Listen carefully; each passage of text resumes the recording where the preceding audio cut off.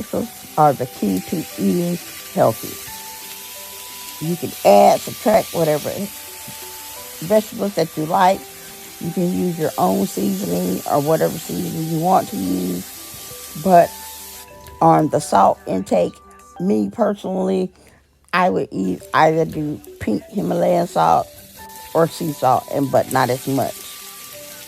Also, I created this salad here. It's a spring mix with beefsteak tomatoes and sweet cherry tomatoes.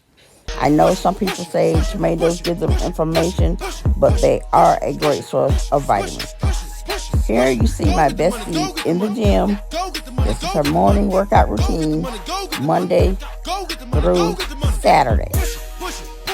She helped me with my weight loss journey. I truly did not eat a lot. I just ate the wrong foods.